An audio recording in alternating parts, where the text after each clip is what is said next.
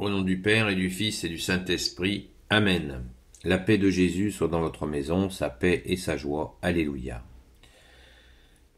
Nous lisons Saint Luc, chapitre 10, versets 1 à 12. Que ta parole, Jésus, rentre dans mon esprit, que ma bouche la proclame et que mon cœur l'accueille. Alléluia. Jésus envoie ses 72 disciples. Après cela, le Seigneur en choisit 72 autres. Il les envoya deux par deux en avant de lui, vers toutes les villes et tous les endroits où lui-même pensait aller. Il leur disait : « La moisson est abondante et les ouvriers sont peu nombreux. Priez donc le Seigneur de la moisson pour qu'il envoie des ouvriers à sa moisson. Allez, je vous envoie comme des agneaux au milieu des loups. Vous n'emporterez ni bourse, ni sac, ni chaussures, et sur le chemin vous n'irez pas saluer qui que ce soit. Lorsque vous entrerez dans une maison, vous commencerez par dire « Paix à cette maison ». Si la paix trouve là un de ses fils, elle reposera sur lui. Sinon, elle reviendra sur vous. Le temps que vous restez dans cette maison, acceptez ce qu'ils ont à boire et à manger, car l'ouvrier mérite son salaire, mais ne passez pas de maison en maison. Dans les villes où vous entrez et où l'on vous reçoit, mangez ce qu'on vous sert, guérissez leurs malades, et dites-leur, le royaume de Dieu est maintenant tout proche de vous. Mais si vous êtes entré dans une ville où l'on ne vous reçoit pas, vous irez dire sur les places, même la poussière de votre ville, qui s'est collée à nos pieds, nous vous la laissons. Vous saurez quand même que le royaume de Dieu est tout proche. Je vous le dis, au jour du jugement, Sodome s'en tirera à meilleur compte que cette ville-là. Merci Jésus pour ta parole. Alléluia. J'ai déjà fait plusieurs vidéos sur ce sujet. Ce moment, peu de gens savent que Jésus, donc tout le monde sait que Jésus a eu 12 apôtres, mais peu de gens savent que Jésus en a préparé de nombreux autres, et là, on a le chiffre, c'est 72. Pourquoi ce chiffre ? L'exégète de la Bible des peuples nous dit que c'est en référence, Moïse avait 70 sages avec lui, et là, Jésus a pris ce chiffre. Moïse avait 70 sages dans sa mission. Jésus, dont la mission est bien plus grande, a pris ce schéma. Là, c'est 72 qui est utilisé. 72 disciples, en plus des 12 apôtres, pour aller annoncer la bonne nouvelle avec, bien sûr, des consignes bien précises. Et c'est ce qui est magnifique dans l'Évangile, merci Jésus, c'est que tout est transparent. Il nous est dit, là, Saint Luc, tranquille, il nous dit la mission de ces 72 disciples qui étaient envoyés par deux, jusqu'à nous préciser qu'ils sont par deux, et tout nous préciser. C'est ce qui est merveilleux dans l'Évangile, c'est que c'est transparent, par ta grâce, ô Jésus. Merci Jésus. Comme si on y était.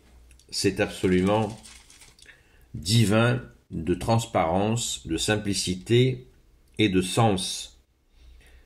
Par exemple, quand Jésus leur dit « Ne passez pas de maison en maison », évidemment, je pense que vous avez deviné pourquoi. Parce que Jésus ne veut pas que ça soit quelque chose qui devienne mondain ou une bande de copains. Jésus veut vraiment que les gens soient à la tâche, et je pense que nous pouvons tout à fait tirer enseignement de cela quand nous parlons de Jésus. Quand nous sommes entre nous ou avec d'autres gens, on peut très rapidement se mettre à parler de la pluie ou du beau temps. Alors que Jésus nous a donné la grâce de nous donner la lumière qu'il est. N'oublions pas, une parole connexe. Jésus nous dit qu'il est la lumière du monde et la parabole de la lampe. La lampe, il faut qu'elle se voie. Si nous parlons aux gens de la pluie et du beau temps, en parlant un tout petit peu de Jésus, eh bien, Jésus va se demander, mais pourquoi je leur ai donné cette grâce de me faire connaître auprès d'eux si ils utilisent les 4/5 de leur temps à parler de la pluie et du beau temps. Voire, pire encore, de dire des trucs pas terribles. Donc, pensons-y, restons fidèles à la mission qui consiste à bien parler du royaume, parce que Jésus insiste, il dit le royaume, dites-leur que le royaume de Dieu s'est fait proche. Et il rajoute même de le dire, même à ceux qui refusent, de leur dire que le royaume de Dieu s'est approché d'eux.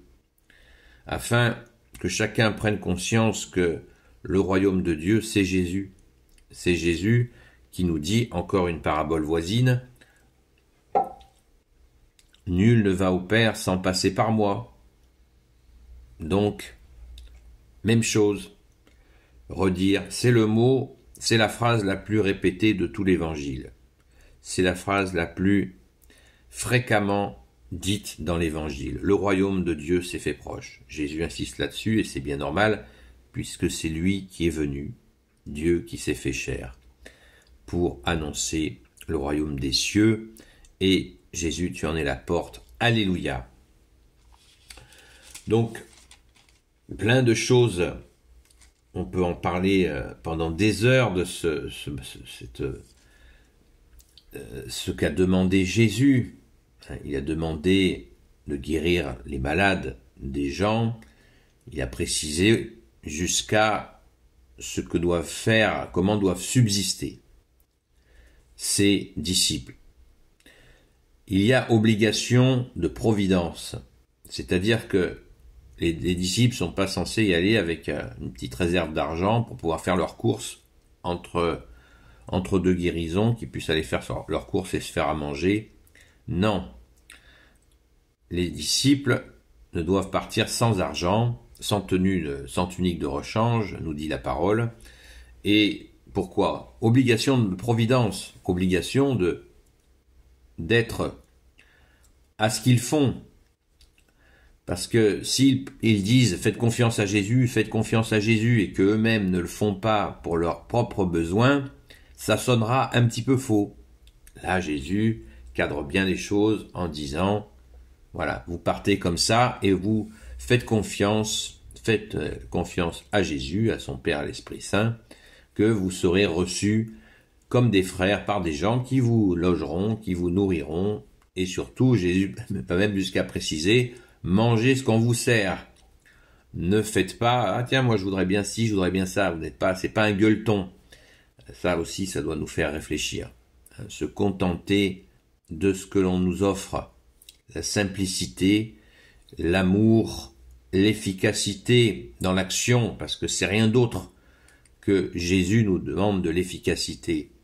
Dans une autre encore parabole, il nous le dit qu'il faut, à partir des dons que nous avons reçus, il nous faut être efficace. Et pour ça, il faut travailler.